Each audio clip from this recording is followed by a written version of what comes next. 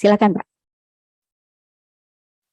Ibu moderator kita yang cantik, ya, Ibu Nur Aini, sudah pada kenal ya? Baik, terima kasih. Assalamualaikum warahmatullahi wabarakatuh. Terima kasih. Terima kasih saudara pengatur acara ya. Saya bangga bisa bertemu dengan teman-teman sekalian, karena kebanggaan saya adalah ketika saya mempunyai banyak teman. Terlebih ketika saya punya teman dari luar negeri ini, Bu ya. Siapa namanya tadi dari Thailand ini? Pikong, Pak. Pikong. Pikong. Pikong ya. Oke. Prodinya mana dipilih, Bu? Prodinya? Mesin, teknik mesin. Teknik mesin, baik untuk teknik mesin. Semoga kita semuanya dalam keadaan sehat. Mungkin untuk menghemat waktu, tadi untuk membacakan kurikulum PTS saja, saya kan cukup 5 menit ya. Padahal mungkin 5 menit sudah bisa bicara banyak kita ya. Apapun yang tadi disampaikan oleh Ibu Nur, itu hanya sebagai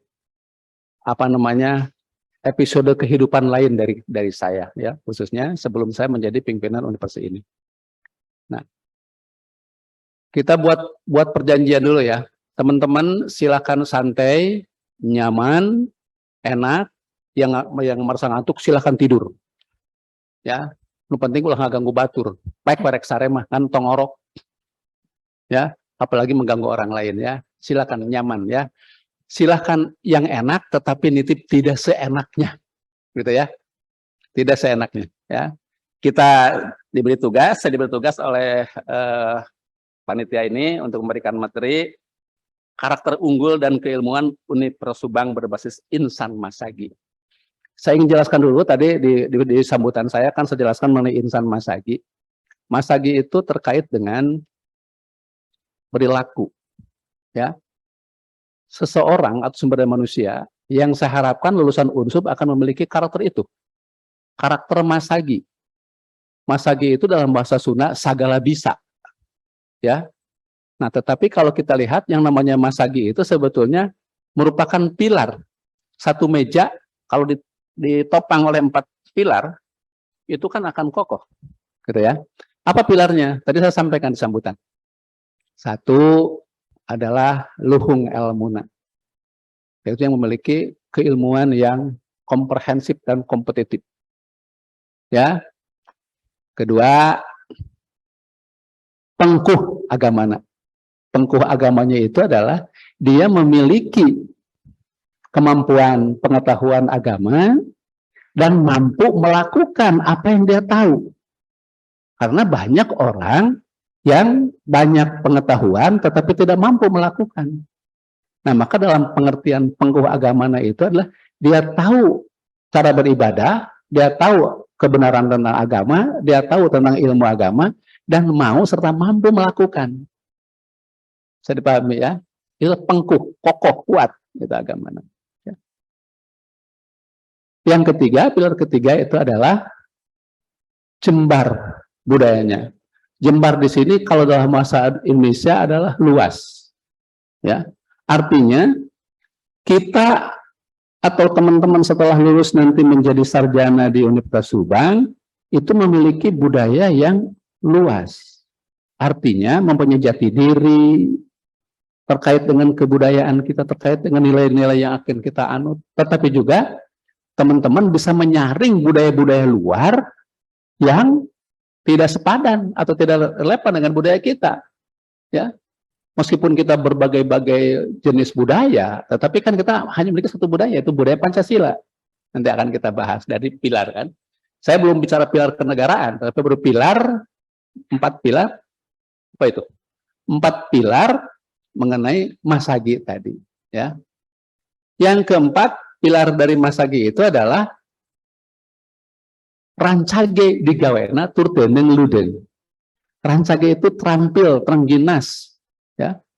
Dening ludeng berani karena benar. Dalam cacarakan Sunda tidak ada kata takut karena salah.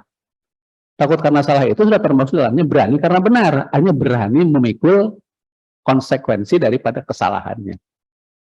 Itu kira-kira ya. Kalau saya lihat barangkali Ibu untuk lanjut mana ini? Yang ini. Belum. Bentar.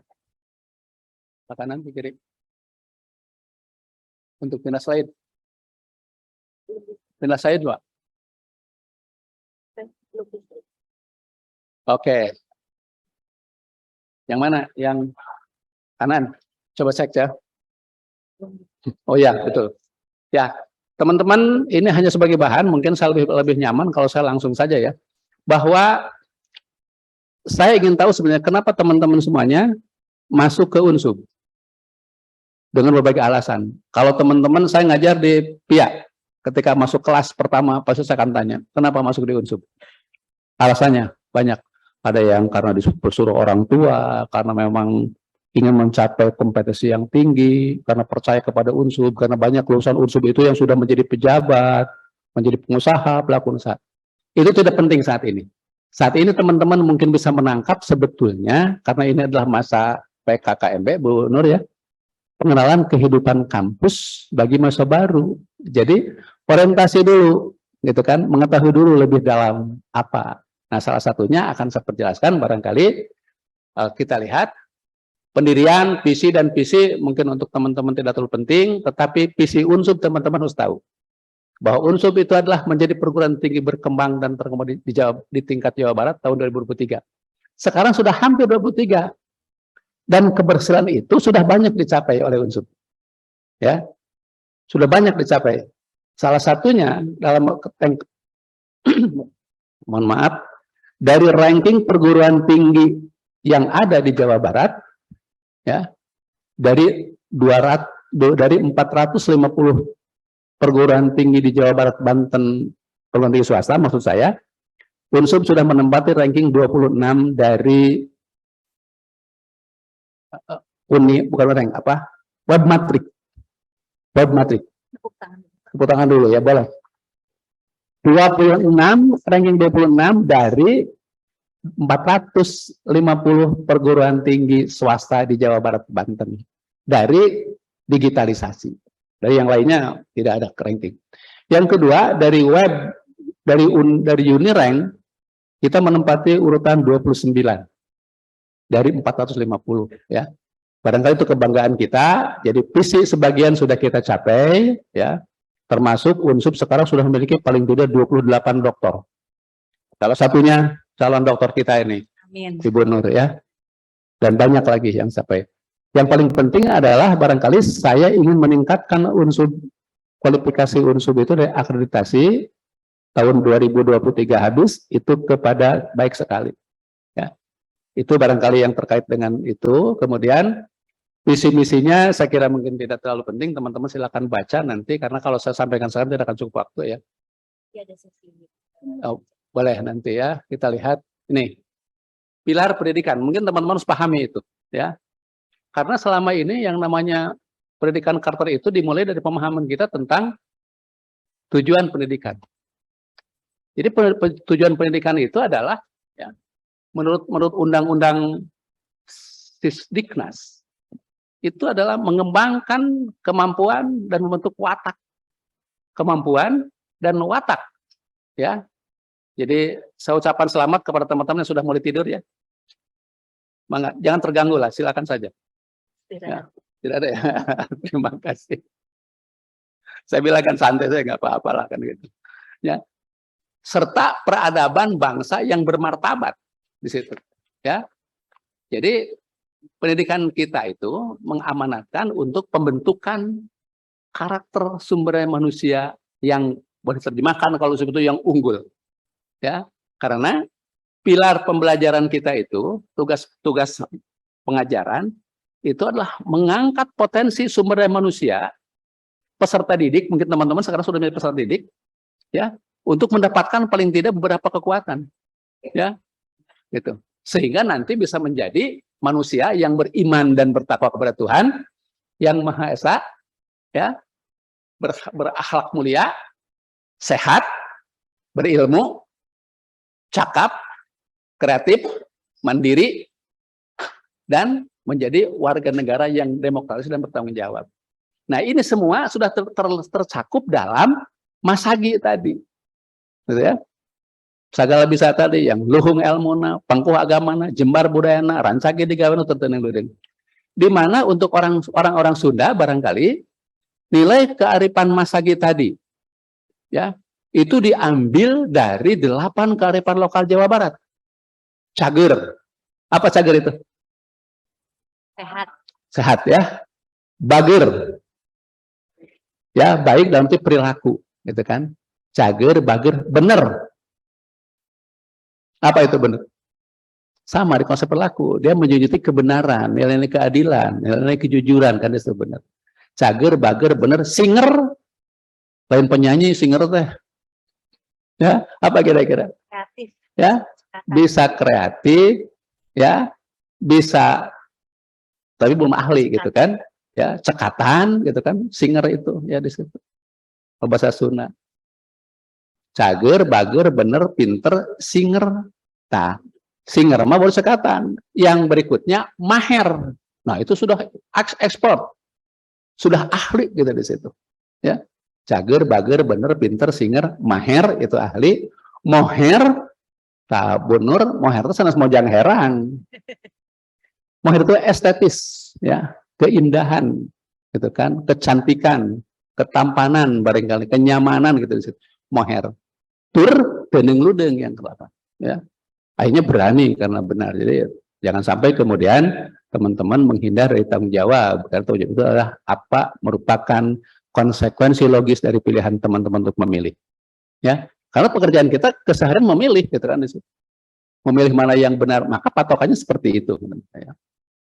Oke, kebudayaan saya kira nanti teman-teman akan belajar, pembangunan karakter juga nanti silakan lah ya, jauh luas. Nah ini aja, fungsi pendidikan budaya. Kenapa saya membentuk budaya karakter di sini? Atau karakter budaya di unsur itu? Karena satu, pengembangan potensi didik tadi. Supaya semuanya bisa terangkat, gitu kan? Semua terbuka. Gitu. Karena itu, di kampus itu nanti teman-teman akan berhadapan dengan para dosen dengan terbuka. Silahkan kejar dosen itu. Silahkan tanya dosen itu, ya. Kalau teman-teman mampu untuk itu, karena keterbukaannya muncul di situ, gitu. Supaya potensi teman-teman betul-betul terbuka, gitu. Semuanya bisa menjadi apa saja di situ, ya. Karena saya ingatkan bahwa yang namanya dosen, guru, apalagi mungkin rektor, kaprodi, wakil rektor, dekan, itu bukan sumber ilmu, ya, bukan sumber ilmu. Itu hanya dosen, itu hanya alat yang ditugaskan oleh kaprodi atau dekan atau oleh rektor dalam suatu lembaga, ya, untuk menyampaikan apa yang dia sudah tahu lebih dulu kepada teman-teman yang dianggap belum tahu. Jadi prosesnya proses dari tidak tahu menjadi tahu, gitu kan di situ, ya. Bisa ditangkap. Jangan sampai kemudian teman-teman nanti begitu datang ke kampus diberi pengalaman, mungkin ketika di SMA mungkin takut sama guru, ya. Ketika masuk di perguruan tinggi, dosen itu jangan dianggap hal yang menakutkan. Tapi dosen itu adalah alat untuk menyampaikan supaya teman-teman jadi tahu dari tidak tahu. Dianggap dosen sudah lebih tahu lebih dulu, gitu ya. Karena apa sumber ilmu nanti kita bahas kalau memang kita ada waktu, ya. Jadi prosesnya adalah proses untuk menjadi tahu, tapi kemudian berkembang pengetahuannya itu, gitu kan. Bisa ditangkap kira-kira? Ada 4 pilar pendidikan, ya, yang tidak saya catat di sini, tapi sudah tangkap. 4 pilar pendidikan. 1, learning to know, belajar untuk mengetahui.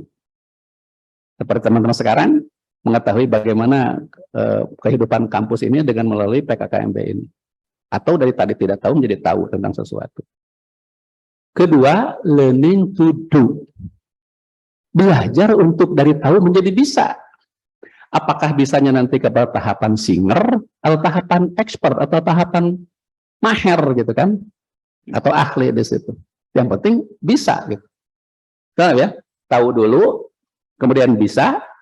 Yang ketiga, pilar pendidikan itu adalah menjadi. Learning to be.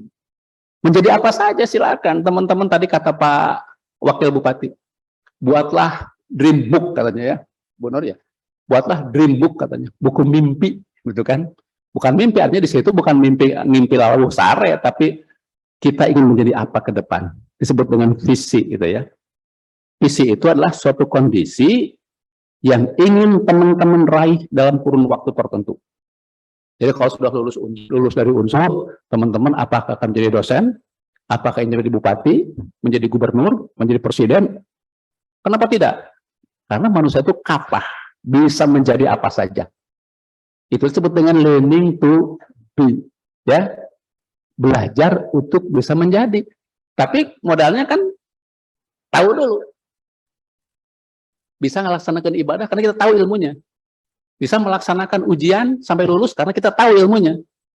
Kalau tidak tahu, tidak mungkin bisa, gitu kan, seperti itu. Ya, tahu, bisa, menjadi, gitu. Menjadi apa saja, monggo apa. Yang penting yang negatif.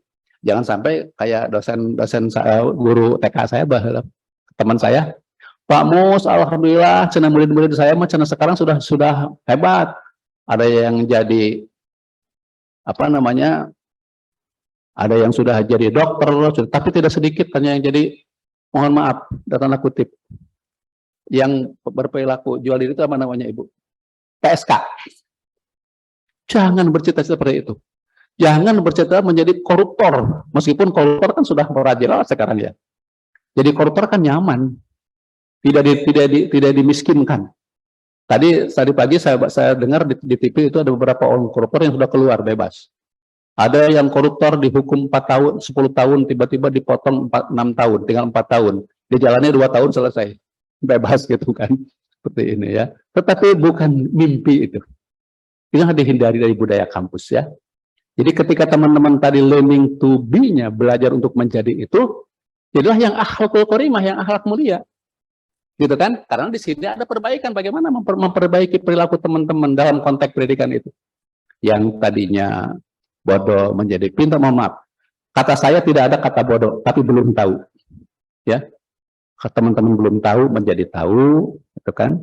Yang teman-teman tidak pernah beribadah dengan baik menjadi bisa melakukan beribadah dengan baik dan lain-lain seperti itu ya. Itu dalam konteks learning to be. Pilar yang keempat dalam konteks pelajaran pendidikan itu learning to live together with harmony. Belajar hidup bermasyarakat secara harmoni.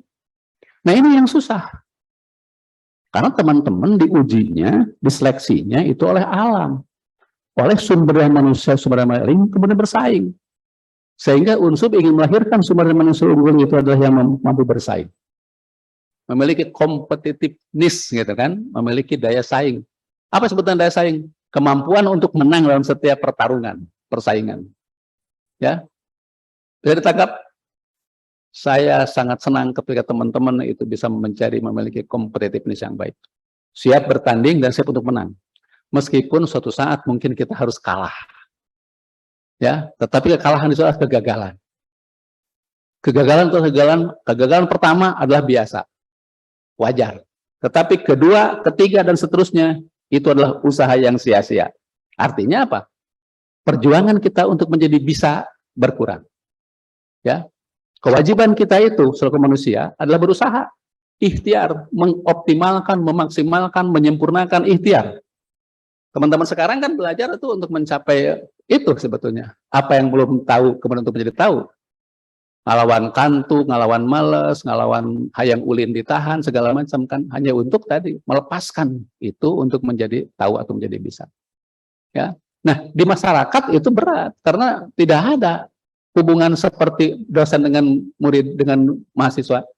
Ibu Nur dosen, mungkin teman-teman nanti di Fakultas Komunikasi, ya, mungkin ketika menjadi dosen itu kan tadi membuka potensi sebesar-besarnya sehingga semua potensi yang teman-teman miliki bisa terbuka.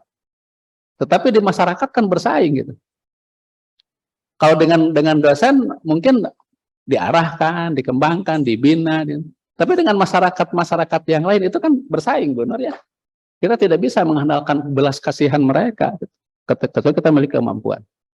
Ya, tadi learning to live together with harmony, belajar untuk hidup bersama dengan masyarakat secara harmoni. Kan sama harmoni, nah gitu. Selama ini coba teman-teman mungkin pelajari. Orang itu kodrati manusia kelihatannya paling senang ketika melihat orang lain sengsara. Ya, melihat orang lain susah. Dan tidak senang ketika melihat orang lain mendapat kebahagiaan. Padahal kata agama kita, khususnya agama Islam, mengatakan bahwa Sebaik-baik manusia adalah mereka yang memberi manfaat kepada manusia lainnya. Bisa ditangkap seperti itu? Kemudian yang berikutnya menyaring. Nah, ini menyaring budaya-budaya luar yang tidak sesuai dengan budaya kita. Baik budaya etnis Sunda, etnis Jawa, etnis Batak, etnis yang lain yang bergabung menjadi budaya Pancasila, gitu kan di situ. Menyaring. Jangan sampai kemudian karena kita ingin dikatakan modern, maka budaya-budaya luar ya yang tidak sesuai dengan kita diadop. 7-Eleven, kumpul kebo, ya, itu sudah merajai tahun berapa ketika saya kuliah ya. Itu tidak sesuai dengan budaya kita. Ya. Budaya kita itu barangkali silih asah, silih asuh, silih as, berkolaborasi kita di situ, gitu kan. Itu pilar pendidikan ya. Yang keempat, yang saya biasanya kalau sedang kuliah itu memberi satu pilar lain dalam pendidikan, yaitu learning to die, menghadapi kematian. Kenapa demikian? Konon katanya sampai sekarang agama itu masih ada, masih berkembang, karena ada doktrin yang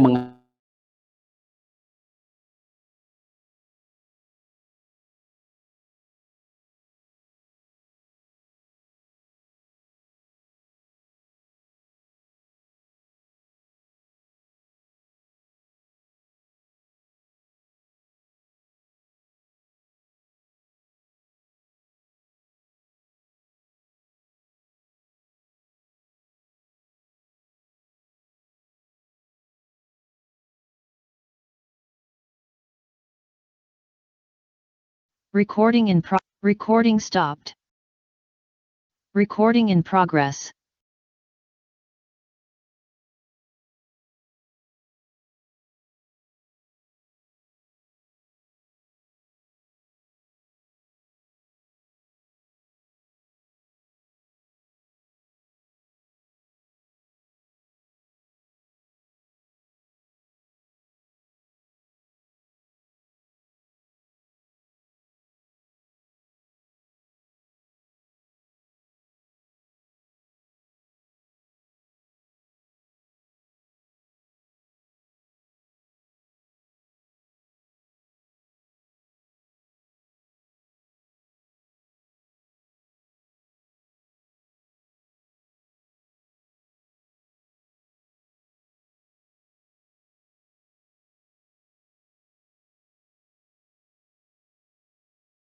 konteks budaya tidak ada budaya nyontek, budaya perponcoan, budaya demo, dan budaya tawuran ya, yang lain-lain.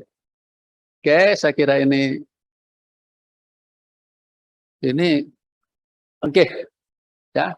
Tolong, ada satu kondisi yang merupakan isu kritis ini yang paling paling saya takuti sebetulnya ya. Saat ini bangsa kita sedang mengalami disorientasi terhadap nilai-nilai kebangsaan, sudah mulai menurun lumar kebangsaannya ya. Ya, ada rasa saling tidak percaya di antara semua elemen bangsa. Padahal ya, yang menjadi pengikat bangun kebangsaan adalah kepercayaan. Saling mempercayai, bukan saling mempercayai, bukan saling curiga, bukan saling itu, tapi justru saling mempercayai, baru kemudian kokoh persatuan kita. Tapi sudah mulai di kita seperti itu ya. Contoh lain bisa teman-teman lihat ini kemana termaju ya, Kang? Ya. Tidak bisa. Oke, jadi ada satu hasil penelitian. Ini Pak. Ya. Jadi ada hasil penelitian di Bandung di tahun sudah lama sebetulnya ya. Jadi ada 60% mahasiswa di Bandung tidak merasa bangga menjadi bangsa Indonesia. Mungkin karena tadi perilaku antar pengelola negara, perilaku antar penguasa negara yang tidak sepadan dengan kita. Nilai-nilai keadilan, nilai-nilai normatif, nilai yang lain gitu kan gitu. Ya, 24% merasa bangga. Bayangkan, lebih bangganya yang tidak bangganya. Ya, 3,1% tidak tahu dan 12% biasa saja. Ya, ini yang nampaknya barangkali satu kondisi di mana saya mohon teman-teman ketika masuk di Unsub itu bisa berubah. Gitu kan seperti itu ya. Karena apa? Rendahnya rasa nasionalisme, banyak tawuran, ya, pertikaian antar kelompok. Kemarin di Jakarta kan ribut antar desa, udah keluar dengan kelurahan ribut, Itu kan hal itu ribut. Padahal kita bisa duduk bareng untuk menyelesaikan masalah. Kenyataannya kan tidak bisa. Ini ciri barangkali terjadi tadi disorientasi persatuan bangsa di sini. Ya. Kemudian rasa kedaerahan yang tinggi, itu terlalu tinggi kedaerahan. Bolehlah kedaerahan itu muncul karena itu kita kebangga. Saya bangga jadi bangsa, jadi bagian suku Sunda. Teman-teman mungkin bangga menjadi suku Jawa, suku Batak dan lain. Tapi ketika kita kebersamaan maka akan kokoh menjadi sebuah bangsa yang kuat, gitu kan di situ. Ya, jangan menjadi primordial yang kemudian mengarah kepada perpecahan gitu di situ ya. Kemudian tidak mengejar saya pahlawan, ya. Ini yang barangkali mungkin harus kita coba hindarkan. Tadi ya, melalui apa? Tadi teh 4 pilar Masagi, ya. Dalam konteks belajar ilmu, ya. Ini penjabarannya banyak, tidak cukup waktu untuk kita sampaikan hari ini, tapi mungkin di diskusi nanti kita bisa sampai ya. Mungkin saya masuk ke terakhir saja ini, 4 pilar kehidupan berbangsa dan bernegara. Yang saya sampaikan pilar-pilar ya, untuk menjadi filosofi teman-teman hidup. Di sini kehidupan bernegara. 1, Pancasila. Itu budaya luhur bangsa Indonesia. Ya. Kenapa Indonesia disebut memiliki budaya luhur? Karena memiliki Pancasila. Gitu kan di sini. Yang menjadi pengatur pola perilaku manusia. Dan juga termasuk di sana sebagai rujukan hukum. Hukum itu kan mengatur supaya manusia tidak berlaku semau gue gitu kan. Ketika melakukan sesuatu yang dilarang maka dia dapat sanksi. Gitu kan di sini. Ini hukum. Karena itu Pancasila menjadi rujukan semua hukum yang mengatur. Jadi semua aturan kita termasuk rektor dalam rangka menyusun kebijakan universitas harus mengacu kepada Pancasila di situ ya. Kemudian kedua, Undang-Undang Dasar Republik Indonesia ini hukum dasar. Ya, teman-teman bisa belajar lah. Saya tidak usah terlalu dalam untuk kali ini. Hukum dasar yang menjadi dasar dan rujukan semua hukum kebijakan atau penyelenggaraan negara. Jadi dia ada di bawah Pancasila gitu kan. Pancasila, Undang-Undang Dasar 45 sebelumnya bukan Undang Dasar, baru kemudian ke Bhinneka Tunggal Ika. Ya. Kalau Bhinneka Tunggal Ika itu tadi keseluruhan masyarakat Indonesia yang terdiri dari berbagai suku bangsa dan etnis serta bahasa yang berbeda bersatu menjadi satu bangsa. Etnis kita tidak kurang dari 700 suku bangsa. Ya, bayangkan dari tiap-tiap etnis kan memiliki kebiasaan, memiliki keyakinan yang beda-beda, tetapi hebatnya kita itu bisa menjadi satu dengan Bhinneka Tunggal Ika. Yang tadi saya sampaikan mudah-mudahan tidak menjadi lumer, jadi kokoh dengan teman-teman belajar di sini. Dan yang keempat pilih itu NKRI, Negara Kesatuan Republik Indonesia, ya. Jadi negara kesatuan Republik Indonesia ini yang sah dan berdaulat, yang wilayahnya terdiri dari ribuan pulau, ya, yang terbentang dari Sabang sampai Merauke. Nggak tahu berapa ribu, mana Ibu Nur terang 9.000. Kalau tidak salah 8.000 sekian lah pulau, termasuk pulau yang kecil-kecil, termasuk pulau yang gede-gede. Itu merupakan satu kesatuan yang tidak terpisahkan, di mana kita punya kewajiban untuk menjaga itu. Ya, tugas saya sampai di situ sebetulnya hari ini, tetapi kurang puas karena memang pertama waktu kita juga sedikit, ya, pada saya ingin bicara banyak, dan kedua situasi kondisi teman-teman hari capek mah ngantuk orang yang ngadengikeun hayangna sare kan gitu. Tapi marilah kita nikmati sajalah. Kita nikmati. Ini teman-teman yang ini semuanya kan teman-teman di kelas masing-masing sebetulnya. Ini perwakilan Bu ya. Iya, perwakilan. Ini adalah kelas-kelas perwakilan dari semua Kapolri karena kita memiliki 16 prodi, ya. Sementara prodi-prodi yang lain di fakultasnya masing-masing, di prodi masing-masing mengikuti ya. Ya, yang saya tidak sempat lihat kepada teman-teman yang lain, ya. Bu Nur, kalau memang waktu saya sampai di situ, silakan. Memang ada waktu lagi. Iya, terima kasih Pak Rektor. Tiba waktunya ke sesi pertanyaan ya, sesi tanya jawab. Jadi kami dari panitia memberikan kesempatan kepada teman-teman yang ada di ruangan ini dan juga ada di ruang Zoom. Dipersilahkan bagi yang pertanyaannya bagus gitu ya, kami menyediakan door prize ya, dan kami dari panitia akan memberikan informasi jika pertanyaan yang Anda sampaikan itu menurut penilaian kita itu paling bagus. Dipersilakan Di sini ada yang mau ditanyakan kepada Pak Rektor? Atau dari Zoom, ruang Zoom, sudah ada yang raise hand? Dicek host.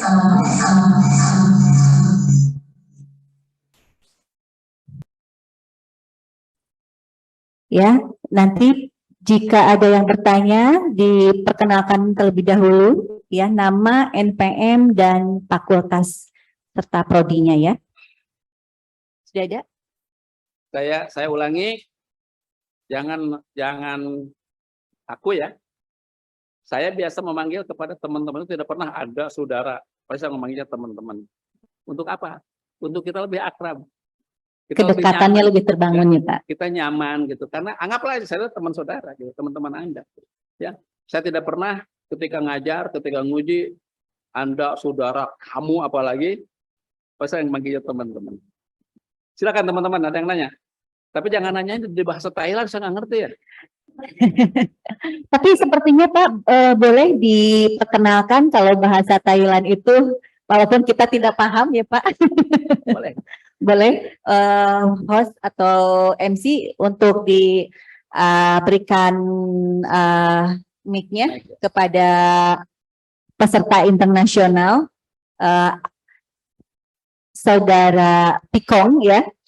Pikong ya. Pikong.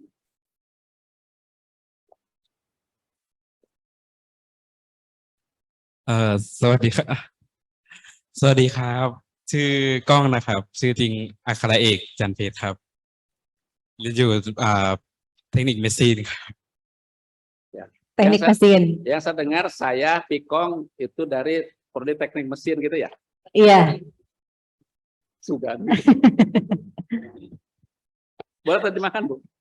Ada ininya dialognya. Boleh. Oh, mau menyampaikan dialog. Persilakan. Silakan. Halo teman-teman, perkenalkan nama saya Akra Ek. Bisa dipanggil Kong dari kota Subang,ครับ แล้วก็aku dari Thailand. Aku asli dari Thailand. แล้วก็salam kenal ya. Ya, tepuk tangan teman-teman semuanya. Jadi betul ya Pak Rektor, tadi Pak Rektor menyampaikan kita bercampur berbagai budaya ya, termasuk kita kedatangan saudara dari ASEAN ya, yaitu Thailand yang akan bergabung juga di Universitas Subang. Terima kasih Ibu atas kepercayaannya kepada kami. Semoga Pikong di Universitas Subang mendapatkan ilmu yang bermanfaat, juga teman-teman yang sefrekuensi, teman-teman yang sayang juga sama Pikong, dan Pikong tentunya betah di Universitas Subang, dan mudah-mudahan juga ini suatu penghargaan yang sangat kami nantikan, karena pada saat ini akademisi tentunya harus punya peluang ya untuk mendapat mahasiswa internasional ya, terkait dengan akreditasi. Tentunya kita juga berharap kepada Pikong memberikan kontribusi yang banyak gitu ya kepada universitas atau lembaga kami, dan tentunya teman-teman yang lain juga bisa memberikan kebaikan juga buat Pikong, dan memberikan akhlak ya, adab yang baik juga. Jangan pernah kita punya perbedaan di antara kita ya. Kita harus berbaur dengan siapapun. Silakan yang mau bertanya. Pada lelah Pak sepertinya. Sepertinya mereka lelah Pak.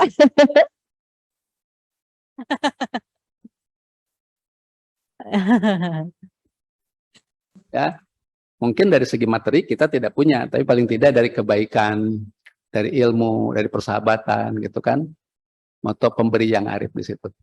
Oke, kalau tidak yang nanya, mungkin karena kita masih punya waktu sedikit, saya ingin tambahkan saja materinya Bu Nur. Silakan Bapak. Masih ada berapa menit lagi nih di catatan saya. Mangga Bapak. 10 menit lagi, cukup panjang. Ya, 10 menit ya, nggak salah, 10 menit lagi ya, 10,7. Jadi ini orang Sunda kebanyakan. Mohon maaf, angkat tangan yang punten, yang di luar Sunda, Jawa Barat. Oke. Baik, selamat datang ya untuk di Jawa Barat. Kenapa? Karena saya mempergunakan filosofi pengajaran di Unsub itu melalui filosofi Jawa Barat yang sudah diterjemahkan ke dalam budaya Pancasila. Jangan sedih lah. Karena saya selalu mengajarkan, ketika saya bicara dengan teman-teman saya dari mulai unsur pimpinan sampai dekan, pasti ngomong dalam bahasa Sunda. Bu Nur mungkin tahu, ya, saya tidak pernah bicara. Karena saya ingin orang Sunda itu, saya salut, saya kagum kepada orang, mohon maaf, orang Jawa, orang Batak, orang lain yang biasa mempergunakan bahasa mereka berkomunikasi. Orang Sunda akan ada era siun. Bapakna orang Sunda, indungna bapak Sunda, anak-anak kan Sunda pituin. Tapi di rumah bicaranya apa? Jarang memakai bahasa Sunda. Pasti pakai bahasa Indonesia. Karena itu saya nitip untuk orang-orang. Tapi kalau mohon maaf, kalau saya ketemu dengan teman saya orang Jawa, ya, ketika beliau bertemu dengan orang Jawa lagi, apapun jabatannya, apapun statusnya, pasti ngomong Jawa. Ya, orang Batak juga begitu. Saya pernah punya pengalaman. Ketika saya akan daftar Akabri, itu kira-kira 40 tahun yang lalu, ya, itu ketemu dengan Taruna Akabri. Kan saya dengan teman saya akan daftar ke Akabri di Magelang waktu itu kan. Ngobrol. Dari mana deh? Bla bla bla. Saya kan tertarik. Mas, Kang gitu kan. Oh, saya dari Batak katanya gitu kan. Dari Batak. Itu Mas Daulay namanya ya. Daulay, Bang Abang Daulay. Bagaimana menjadi Akabri? Wah, gini gitu kan. Nah, kamu dari mana? Dari Sunda. Oh, sok ngomong Sunda lah. Saya bisa Sunda. Ternyata dia bisa Sunda. Tepat berarti ngomong kepada teman saya, kamu dari mana? Dari Batak. Dia Marpaung. Begitu dia tahu dari Batak, dia ngomong bahasa Batak. Teman saya karena selamanya ada di Tasik, tidak tahu bahasa Batak. Celengewe kita, cabok itu ditampilin. Pak, gitu kan, so kaget. Bang, kenapa kenal tempeleng? Memalukan kamu, malukan Batak. Kenapa tidak bisa ngomong bahasa Batak? Disitulah saya betul-betul terpana dengan bagaimana mereka etnis-etnis lain itu mempertahankan budayanya. Ya, mudah-mudahan menginspirasi ya semuanya. Karena apa? Ketika bahasa ibu, bahasa indung tidak dipergunakan oleh etnisnya, padahal di situ terletak kearifan lokal, ya, kebijaksanaan, nilai-nilai luhur, ya, seperti orang Sunda, nu teu ngerti bahasa Sunda, padahal bahasa Sunda teh loba filosofi anu bagus seperti saya ambil tadi. Maka suatu saat di samping bahasanya akan hilang, ketika bahasanya hilang, maka budaya dan kearifan lokalnya pun akan hilang. Karena itu saya mencoba untuk mempertahankan itu di Unsub. Kecuali bahasa formal, saya pasti ngomong bahasa Indonesia. Tapi ketika pertengahan atau nanti dalam rapat, saya pasti ngomong dalam bahasa Sunda. Ya, karena ada filosofi begini. Pernah mendengar lagu Cing Cangkeling orang Sunda? Cing coba pangnyanyikan lah. Cing cangkeling manuk cingkleng cindeten plos kak kolong bapak satar bulan. Kira-kira maknanya apa itu?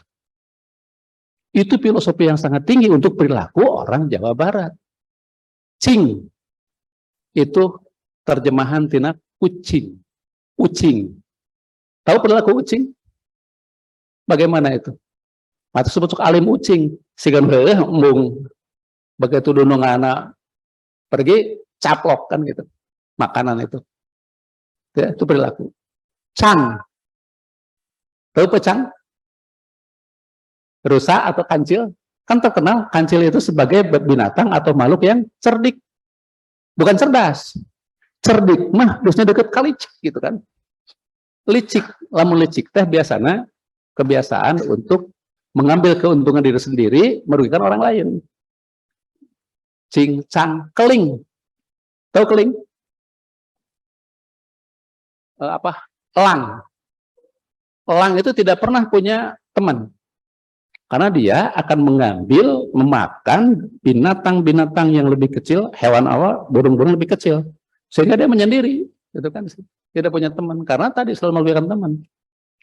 Manuk cingkleng, Cinten manuk cingkleng itu sangkurileung. Tahu kutilang. Apa yang kutilang makan pasti dia keluarkan lagi, gitu kan? Tidak bermanfaat itu kutilang. Kita hanya mendengar suaranya saja. Manuk cingkleng, cindeten, pos kakolong, bapak satar, bulan. Padahal semuanya kita nanti ketika masuk di liang lahat, kita sudah tidak memiliki apa-apa lagi. Kecuali apa yang kita pelajari, apa yang kita kerjakan pada hari ini. Karena dalam kehidupan kita itu hanya ada tiga zona waktu yang bisa kita yang dari ketiga zona waktu yang bisa kendalikan itu hanya satu zona waktu, yaitu hari ini. Kita punya tiga zona waktu, yaitu hari kemarin, hari yang tidak mungkin kita balik lagi ke sana. Hari kemarin itu hanya sebagai bayangan yang sudah lalu. Mungkin senang, mungkin susah, mungkin sedih, gitu kan. Hari ini, itulah hari di mana kita berjuang untuk mendapatkan hari esok. Yang belum tentu hari esok itu kita dapat. Karena itu paling tidak, kenapa saya minta teman-teman untuk mempelajari belajar tentang kematian, karena bagaimanapun yang akan kita dapat itu hari esok itulah kematian. Ya. Jangan sampai kayak Bapak Satar, buleneng, tidak punya apa-apa gitu kan di situ. Ya. Bisa ditangkap? Filosofi sudah banyak ya, filosofi sudah kemudian bisa teman-teman. Tapi tolong pelajari itu, cincang keling, manuk cingkleng, cindetan, pos kakolong, Bapak Satar, buleneng. Jangan sampai teman-teman buleneng, tidak punya apa-apa. Saya kira itu dari saya, mohon maaf apabila hal yang tidak berkenan. Bu Nur, ya selamat datang sekali lagi. Mudah-mudahan nanti kalau teman-teman yang Fakultas Ilmu Administrasi atau FKIP mungkin bisa ketemu dengan saya untuk dalam coba kita membahas beberapa mata kuliah ya. Yang mudah-mudahan pertama teman-teman semuanya sehat, panitia juga semuanya tetap sehat, penyelenggara juga sehat, teman-teman sehat dan semangat. Amin. Karena memang sengaja kita atur waktunya ini di universitas hanya 2 hari. Ya. Hari ini dengan besok 2 hari di 2 hari ya, 2 hari, kemudian di fakultas itu teman-teman 2 hari. Dan seperti tadi saya sampaikan dalam sambutan saya, tidak ada perpeloncoan. Manfaatkan ruang ini untuk teman-teman mengenal lebih dekat apa Universitas Subang itu, bagaimana unsur itu, ya prosesnya, kemudian peluang-peluangnya, dan ketika teman-teman lulus akan menjadi apa, ya. Jangan sampai ketika teman-teman masuk, jangan hanya melulu menginginkan jadi pegawai negeri, ya. Jadi pegawai. Ketika teman-teman lulus, saya suka bicara kepada teman-teman yang senior, itu jangan hanya ingin mendapatkan pekerjaan. Kalau mendapatkan pekerjaan, berarti teman-teman kan jadi kuli. Ya. Karena itu carilah pekerja gitu di situ. Kalau pekerja berarti kan teman-teman buka peluang pekerjaan yang bisa membawa pegawai. Jadi bos lah seketika oke. Tong hayang jadi buntut mau meningkatnya jadi hulu ucing kan gitu. Oke, Bu Nur, terima kasih. Saya mohon maaf. Wassalamualaikum warahmatullahi wabarakatuh. Waalaikumsalam warahmatullahi wabarakatuh. Terima kasih kepada Bapak Rektor yang sudah menyampaikan materinya.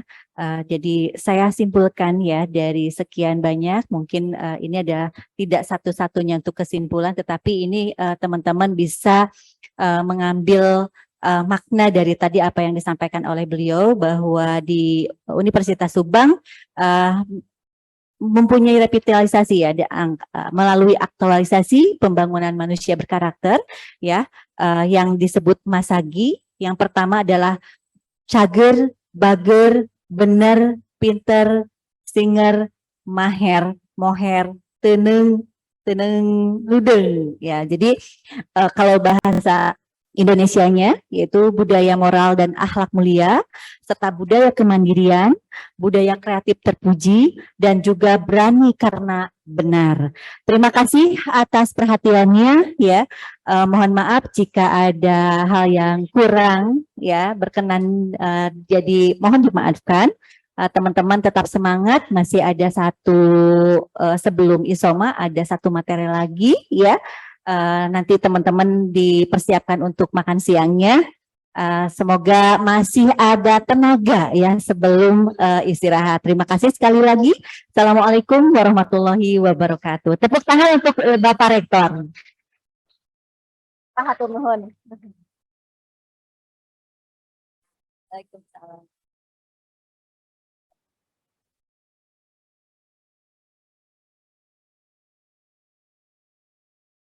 Terima kasih banyak kepada pemateri yang pertama, kepada Dr. Insinyur Dr. Andes Haji A. Muslihat Komara MSI dengan moderator Ibu Nuraini SPSI MSI.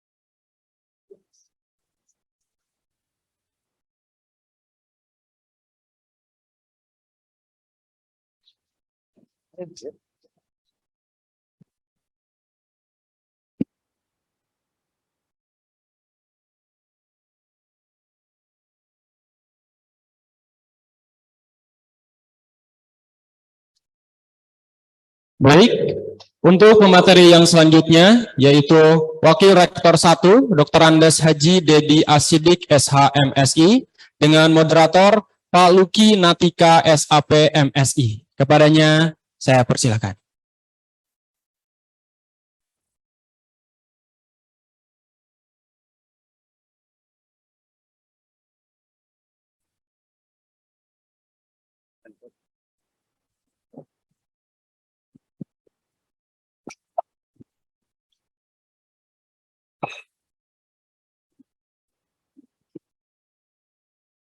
Bismillahirrahmanirrahim. Assalamualaikum warahmatullahi wabarakatuh.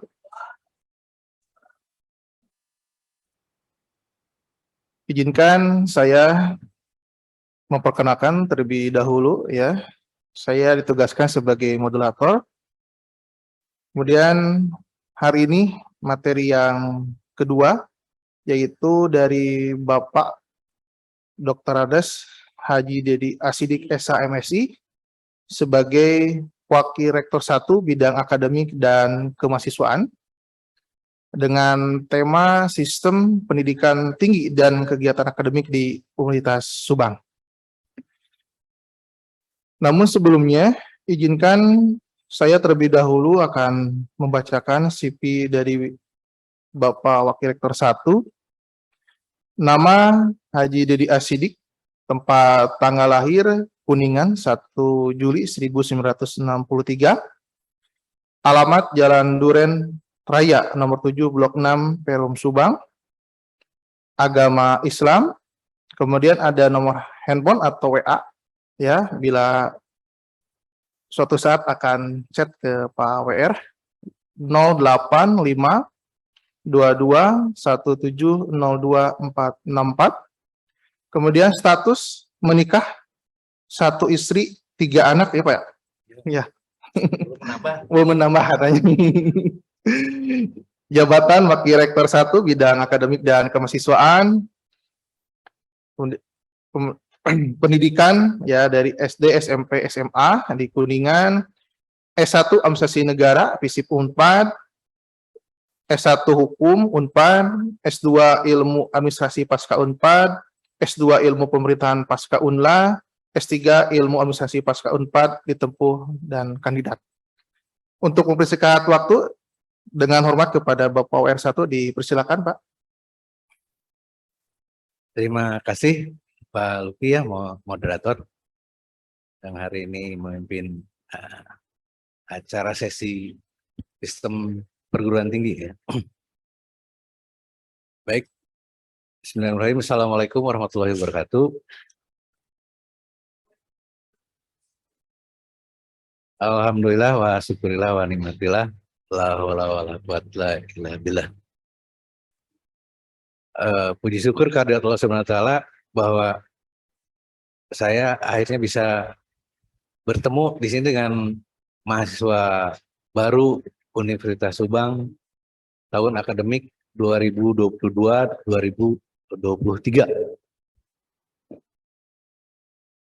Kenapa saya kalau berhadapan dalam situasi ini sangat optimis ya? Karena saya sedang berhadapan dengan para calon pengemban masa depan Indonesia ya. Ya. Jadi kalau negara itu bisa maju ya, kalau di tingkat kabupaten misalnya ya, baru bisa kabupaten itu maju kalau sarjananya itu jumlahnya 11-15% gitu ya. Jadi lulusan perguruan tingginya. Negara juga sama, akan maju andai kata penduduknya berpendidikan tinggi 11 sampai dengan 15%. Ya, di Subang ini penduduknya yang berpendidikan tinggi hanya sekitar 7% ya, sampai 9% ya hitungan statistik.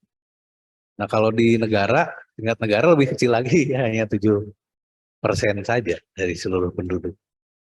Dengan demikian adik-adik sekalian, anak-anak sekalian itu adalah yang beruntung ya, ada di posisi itu, tapi punya tugas yang berat ya, punya tugas yang berat karena harus mengemban tantangan 10 tahun yang akan datang ya. Jadi kalau saya generasinya sudah selesai ya, ke tantangan masa depan. Tapi Anda itu akan berhadapan dengan tantangan masa depan. Terlebih lagi era disrupsi dan era digital. Ya sangat cepat gitu ya. Proses perubahan sosialnya sangat cepat. Nah, sehingga kalau kita lengah akan terlindas oleh zaman ya. Nah, perguruan tinggi itu adalah institusi tentang masa depan ya. Jadi di sini sedang mempersiapkan masa depan. Jadi berpikirannya ke depan gitu ya. So kalau berpikirannya ke belakang ya, masa lalu namanya museum ya, bukan perguruan tinggi ya. Silakan main di museum di Wisma Karya gitu ya. Itu masa lalu gitu ya. Tadi sudah dibahas dengan lengkap oleh Pak Dedi ya, bagaimana perkembangan peradaban dari masa lalu sampai ke masa depan. Nah, kita berhadapan dengan perubahan era digital di masa depan sangat berat ya. Dan dunia perguruan tinggi adalah dunia pikiran ya. Dunianya dunia pikiran ya. Berarti ilmu itu adanya di pikiran, teori adanya di pikiran. Nah, dunia akademik atau dunia ilmu adanya di pikiran ya. Perguruan tinggi itu kan bergerak di tridharma ya, pendidikan, penelitian, pengabdian masyarakat, semuanya ada di pikiran. Ya, ilmu, teori. Ya, ilmu itu terdiri dari teori-teori gitu ya. Jadi ilmu seperti, kalau ilmu itu ibaratkan dengan dinding blok ya, maka teori itu adalah batanya, batu batanya. Jadi ilmu itu terdiri dari teori-teori yang banyak ya, membangun suatu building block keilmuan. Nah, itu adanya di pikiran gitu ya. Ya. Kalau dunia praktek adanya di dunia empirik, di dunia nyata. Ya. Jadi kita adanya di dunia pikiran.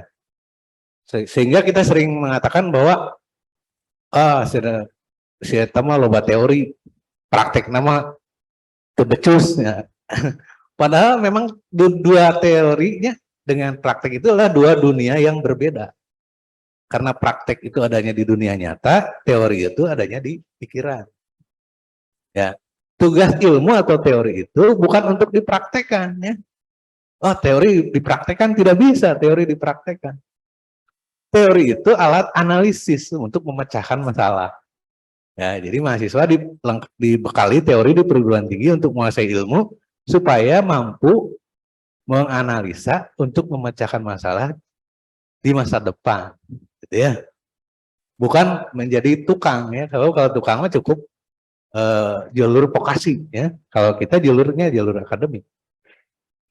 Jadi dua dunia teori yang dunia praktek dengan dunia teori itu dua dunia yang berbeda. Ya.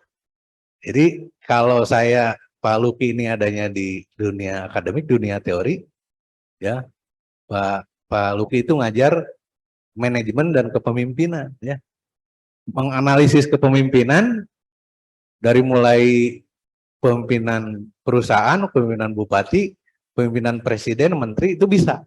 Wah ini kurang tepat nih analisisnya, ini teorinya begini. Tapi untuk prakteknya Pak Luki dengan saya disuruh jadi ketua RW belum tentu bisa, gitu ya. Gitu.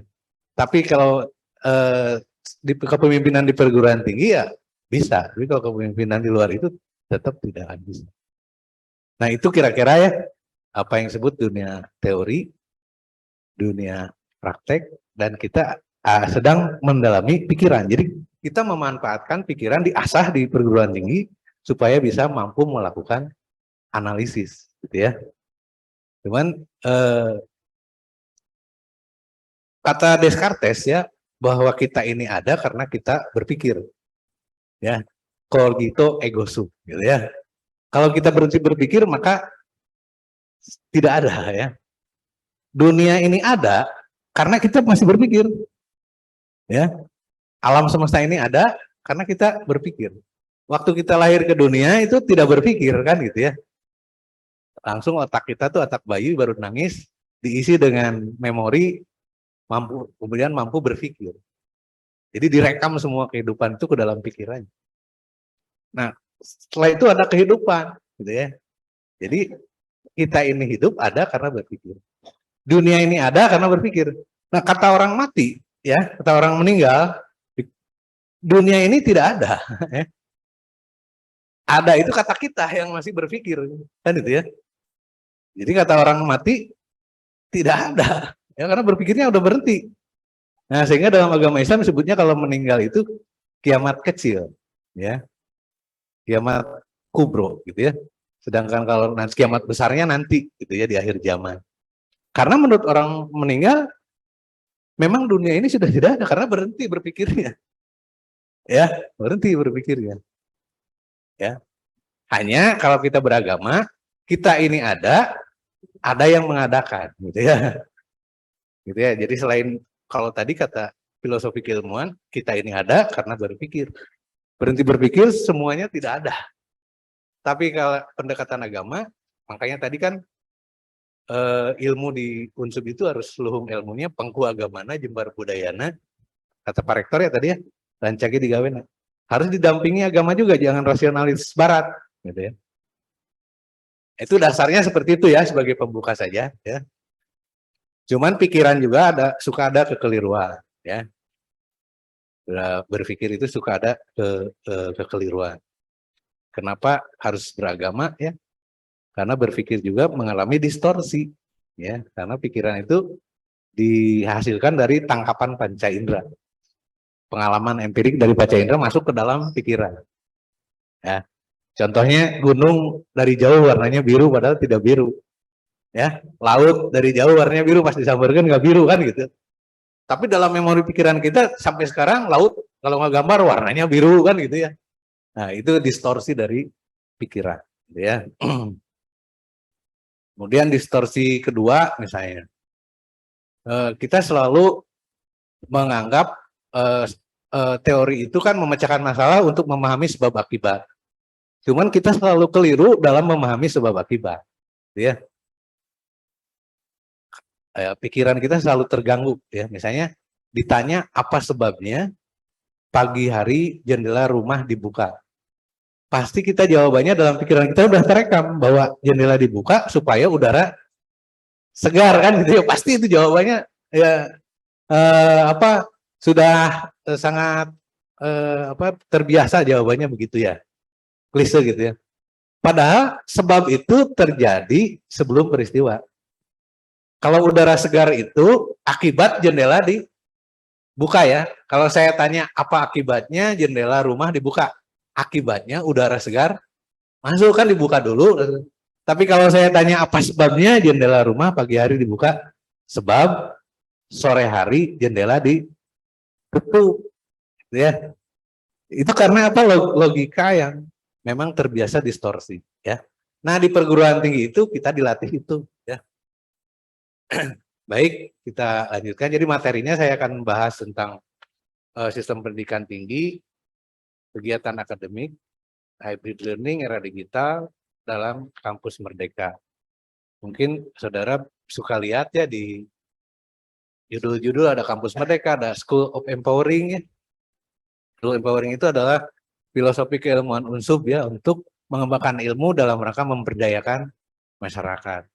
Sedangkan kampus Merdeka adalah hak belajar mahasiswa 60 SKS 3 semester di luar kampus ya.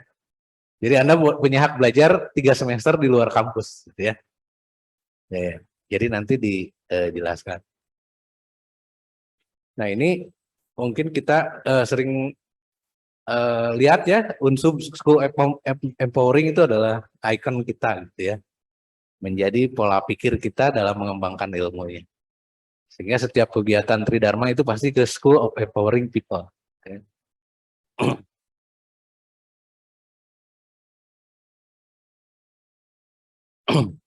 Nah, ini sistem pendidikan tinggi seperti ini ya.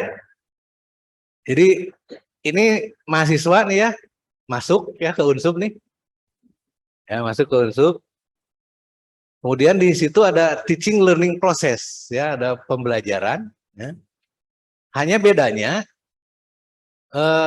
proses pembelajaran di bawah bimbingan dosen dengan di SMA berbeda gitu ya. Kalau di SMA adalah teacher center learning ya, jadi pusat pembelajarannya ada di guru. Murid itu hanya mengikuti saja. Sedangkan di perguruan tinggi adalah student center learning. Jadi pusat pembelajarannya di mahasiswa. Dengan sistem SKS ya. SKS itu satuan kredit semester. Sistem SKS ya. Kalau sistem S-nya gede, SKS S-nya kecil. Ya, itu adalah satuan yang terdiri dari tabungan kegiatan mahasiswa per semester, meliputi kegiatan pembelajaran di kelas, pembelajaran terstruktur, dan pembelajaran mandiri. Jadi kalau satu SKS itu berarti 50 menit di kelas, 50 menit pembelajaran terstruktur di luar kelas, ya, 50 menit pembelajaran mandiri, ya. Jadi 150 menit satu SKS itu bobotnya. Jadi kalau mata kuliahnya 3 SKS berarti 450. 150 menit di kelas, daring, luring, dan hybrid ya di kelasnya itu.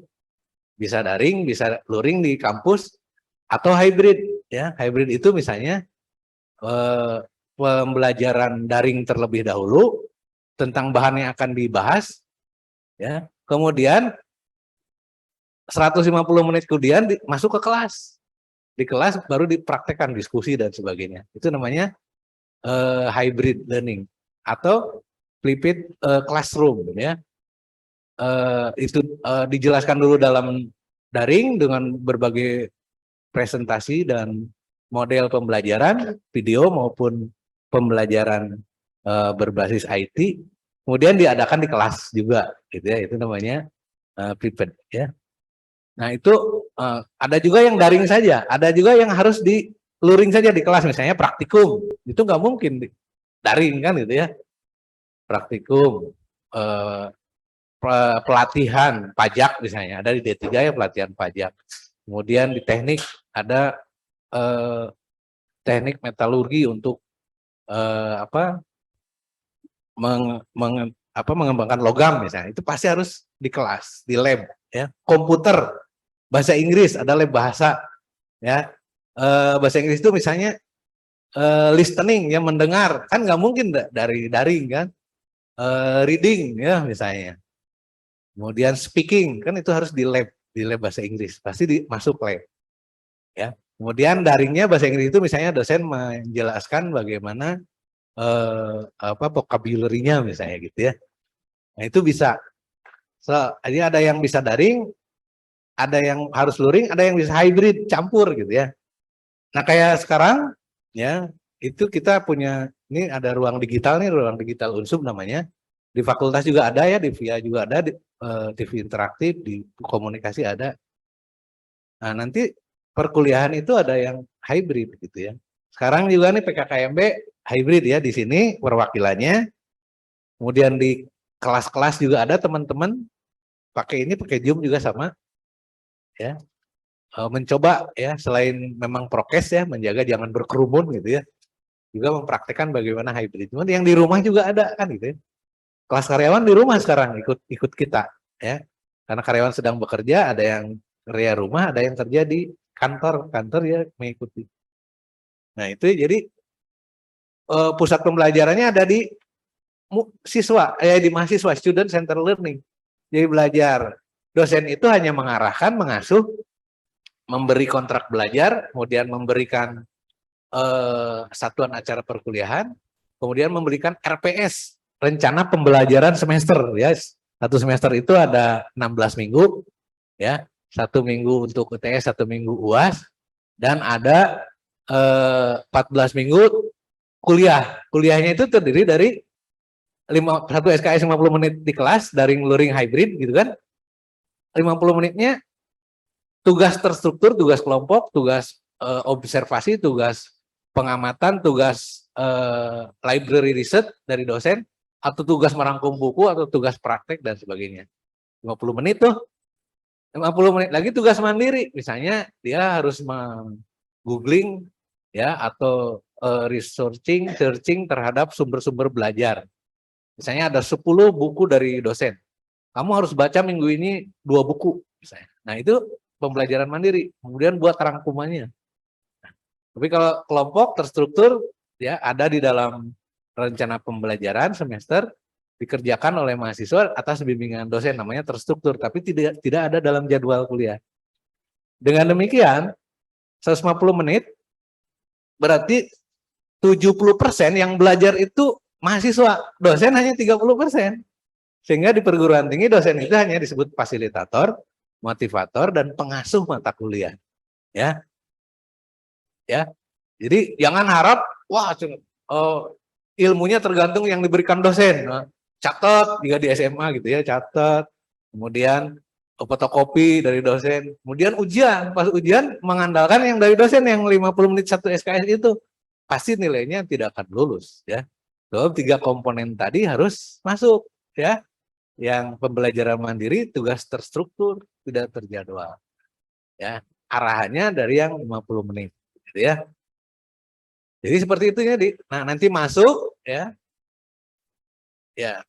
Nah, ini ada yang disebut dengan pengelolaan manajemennya nih, ya. Ada rektor, ya, ada manajemen di sini, ada resources, ada dekan, ketua prodi itu yang dalam segitiga ini, ya. Ya. Nah, ini leadership, kemudian ada fakultas, ini ada prodi di bawahnya, ada pengajar, ada laboratorium, ada perpustakaan dan sebagainya, ya. Mahasiswa harus mengakses semua, ya. Kalau mahasiswa belum pernah ke lab, belum pernah ke perpustakaan, ya, dikhawatirkan tidak akan mampu menguasai satuan kredit semester, ya. Jadi selama jadi mahasiswa itu kan ada 3 pilar penting, ya, dalam perguruan tinggi itu. 1 library, perpustakaan, 2 laboratorium, ya, laboratorium bahasa, laboratorium praktek, laboratorium komputer. Kemudian yang ketiga adalah factory. Factory itu adalah dunia nyata, ya, yaitu dunia industri, dunia usaha, dan pentahelik, government, pemerintahan, organisasi pemerintahan. Ya.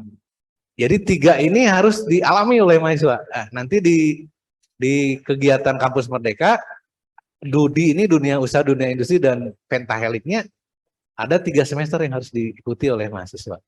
Ada program magang dan sebagainya, ya. Jadi ini digodok di sini nih, kemudian nanti ada penjaminan mutu, quality assurance, ya. Kemudian ada academic atmosphere gitu, ya. Mahasiswa itu selama 1 minggu belajar 1 minggu, ya. Berapa jam belajar? Ngitungnya cuma 8 mata kuliah 1 semester, berarti saya ke kampusnya hanya 6 hari, ya. 6, ya, sehari 1 mata kuliah, ada yang dari 2 mata kuliah. Setelah itu bebas main. Nah, padahal begitu kampus selesai dari kuliah harus ke lab, ya. Harus ke perpustakaan, harus diskusi, ya, dengan teman-teman. Kebetulan di Unsub sudah internetnya udah 24 jam dan seluruh mahasiswa bisa akses gratis di kampus. Kode aksesnya pakai NPM, ya, nomor pokok mahasiswa. Jadi bisa nggak usah ke kafe, ya kan, ada hotspot di kafe. Nah, di sini udah internetnya udah 24 jam, ya. Jadi harus ada atmosfer di sini terbiasa. Belajarnya kapan, ya? Kalau Anda ambil 20 SKS, ya, berarti saudara harus belajar mandiri tadi 100 menit kali 20 SKS kan itu. Kali 20 kan. Kalau satu mata kuliah ya.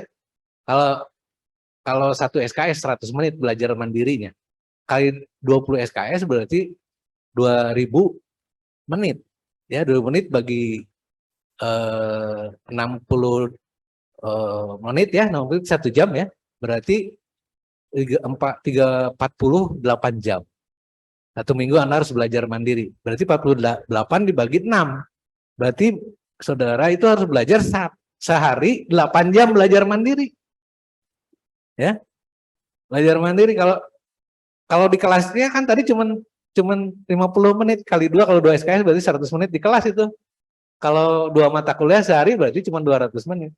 Tapi di luar itunya ya yaitu karena student center learning kan belajar mandirinya harus 8 jam sehari. Jadi pulang nangkring di kafe ya, nangkring di Wisma Karya misalnya, ada nangkring di tiap hari main pasti kebuang tuh yang 8 jam ya.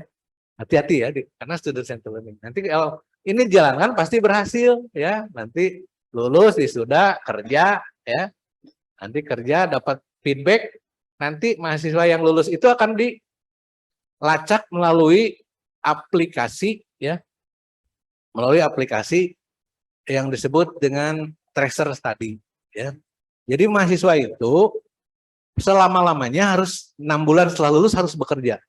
Kalau mahasiswa tidak bekerja atau tidak membuat lapangan kerja sendiri, berusaha sendiri ya, kewirausahaan, itu perguruan tinggi nilainya jelek, berarti hanya menghasilkan pengangguran ya. Jadi setelah bekerja itu harus melaporkan ya. Laporkan. Yang bagus itu antara 1 bulan sampai 6 bulan. Makin cepat bekerja begitu habis wisuda, perguruan tinggi itu nilainya naik ratingnya, bermutu disebutnya. Kalau 3 tahun can gawe wae, wah berarti perguruan tinggi menghasilkan pengangguran, tidak berkualitas berarti lulusannya. Kalau Unsub alhamdulillah 70% lulusannya sudah bekerja antara 1 bulan sampai 6 bulan. Yang 30%-nya bukan tidak bekerja karena 30% lulusan Unsub kelas karyawan, berarti geus gawe. Jadi tidak terdata yang 30%-nya. Jadi alhamdulillah ya. Nanti setelah ada tracer tadi aplikasi ini akan ketahuan lulus udah bekerja di sini, udah kerja di data masuk ke dalam sistem. Nanti ada feedback bahwa lulusan Unsub itu bahasa Inggrisnya bagus, komputernya bagus, tapi lemah di pemahaman tentang manajemen misalnya. Oh, berarti harus ditambah. Ya.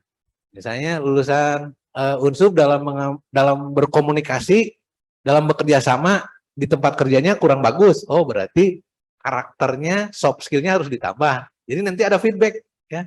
Ini yang disebut dengan feedback itu yang titik-titik merah ya. Itu yang disebut dengan sistem. Sistem itu kan terdiri dari input, proses, output sistem itu kan, dan lingkungan ya. Ada lingkungan internal, lingkungan eksternal. Nah, ini inputnya mahasiswa diproses di perguruan tinggi, outputnya lulusan ya. Unsub itu menghasilkan lulusan ya.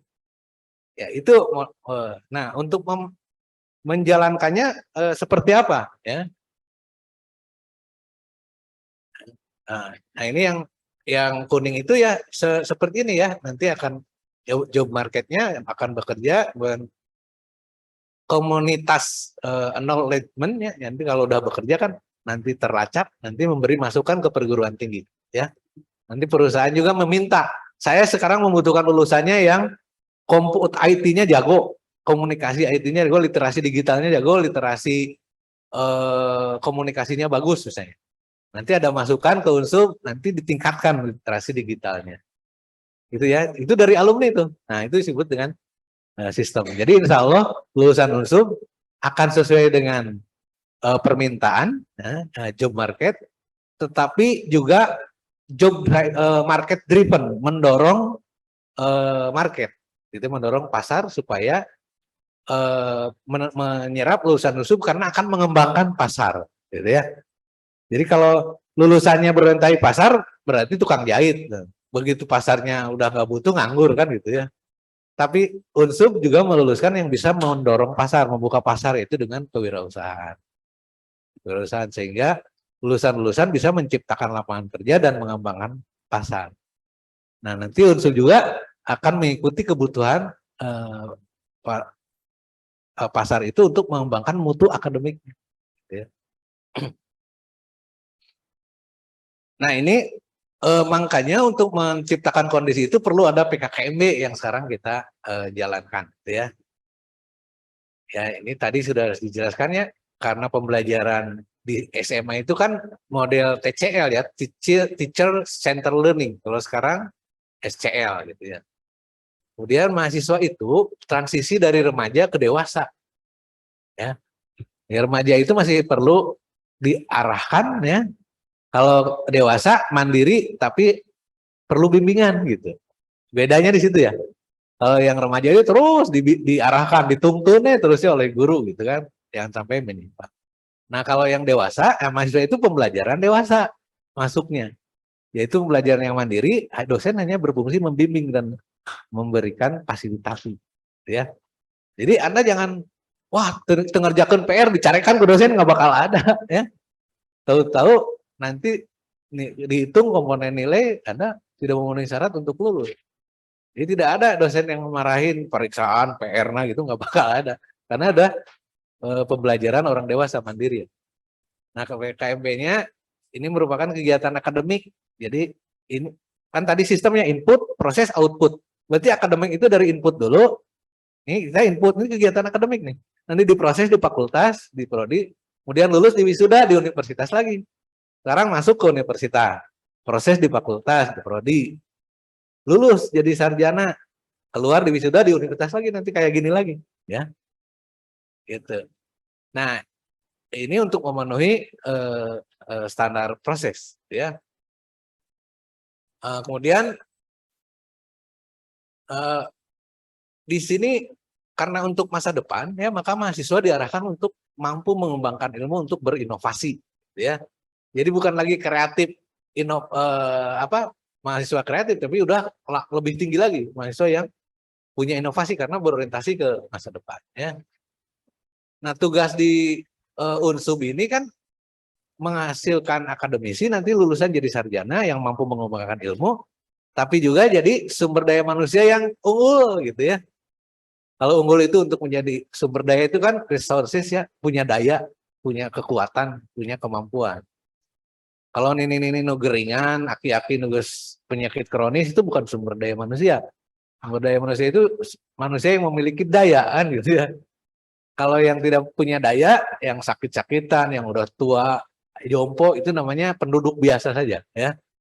Kalau sumber daya mah yang punya efek kejut terhadap peningkatan multiplier efek ya, yang terhadap peningkatan produktivitas.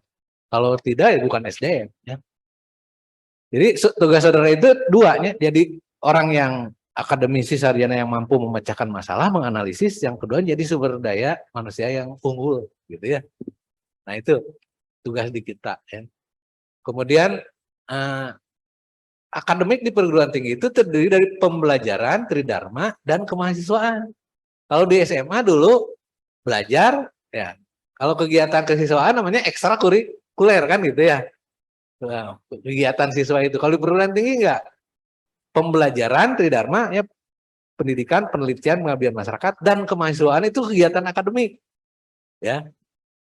Ya, kegiatan akademik. Kegiatan pembelajaran itu hard skill-nya, keilmuannya.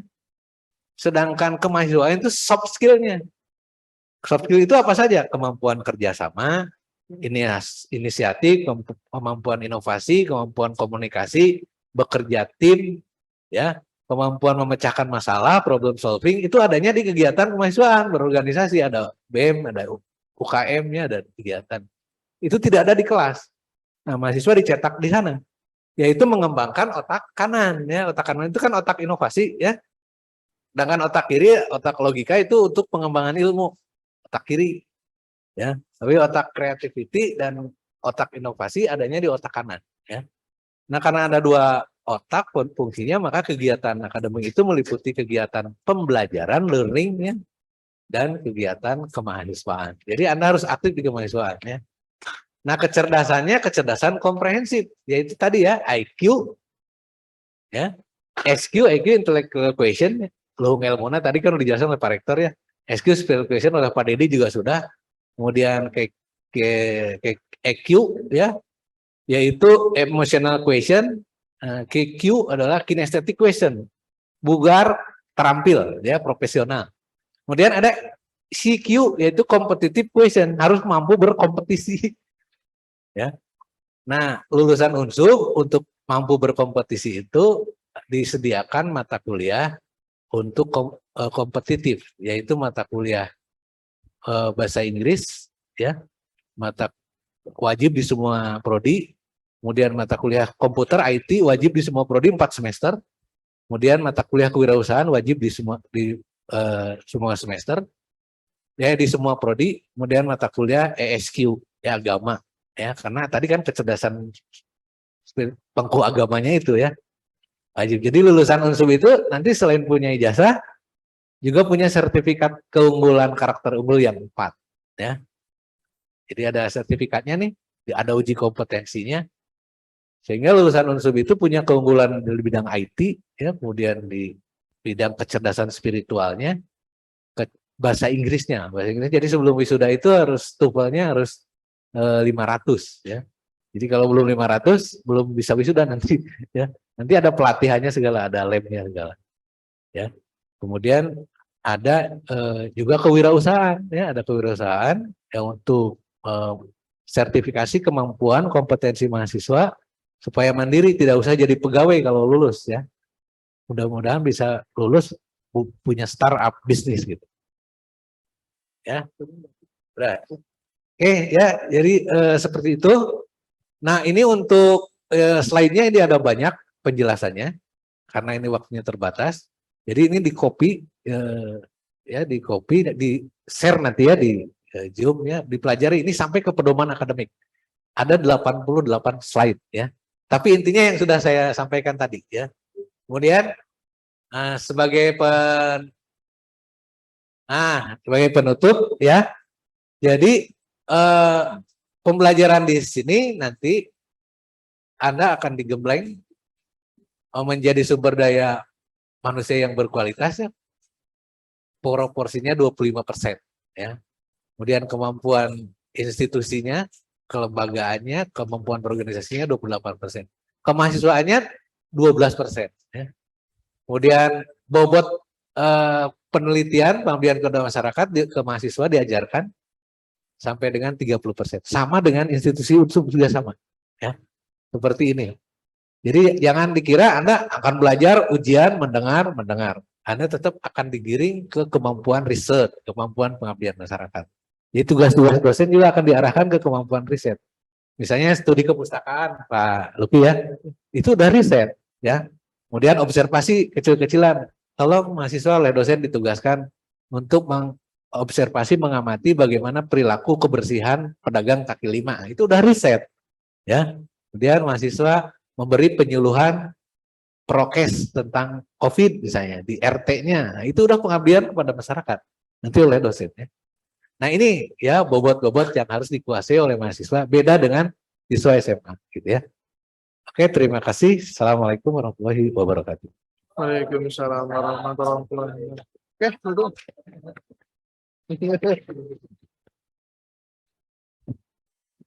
Baik, terima kasih Pak Wakil Rektor 1 Bidang Akademik dan Kemahasiswaan yang telah memberikan materi yang sangat jelas untuk kita semuanya, terutama untuk maba yang ada di Universitas Subang. Barangkali kita buka dulu sesi tanya jawab kalau ada yang ingin ditanyakan, baik secara luring maupun secara daring. Tidak ada, cukup?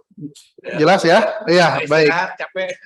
Kalau sudah jelas ya, kita ucapkan terima kasih kepada Bapak WR1 yang telah memberikan materi tentang sistem pendidikan tinggi dan kegiatan akademik di Universitas Subang. Semoga materi yang telah disampaikan kepada maba semuanya dapat dimanfaatkan sesuai dengan pemahamannya sebagai mahasiswa Universitas Subang. Sekian dan terima kasih. Assalamualaikum warahmatullahi wabarakatuh.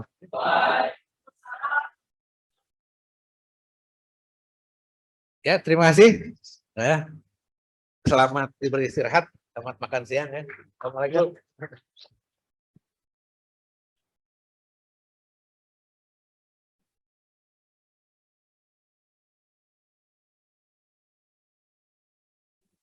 Terima kasih kepada Wakil Rektor 1, Dr. Andes Haji Dedi Asidik, SHMSI, dengan moderator Paluki Natika, SAP MSI, yang telah menyampaikan materi yang kedua di pemateri PKMB 2022. Untuk acara yang selanjutnya, pada saat ini kita memasuki ke acara ISOMA. Baik, untuk sekarang, pada teman-teman yang berada di sini, untuk bisa langsung kembali ke kelompok atau ke fakultasnya masing-masing, dan nanti setelah jam 1 itu kembali lagi ke sini dengan membawa alat tulis dan peralatan yang sekarang dibawa.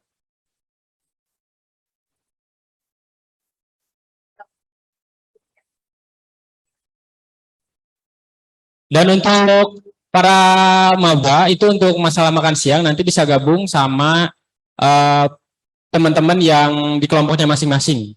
Tadi untuk informasinya seperti itu. Nanti setelah ISOMA, teman-teman yang di sini bisa langsung ke sini lagi di jam 1.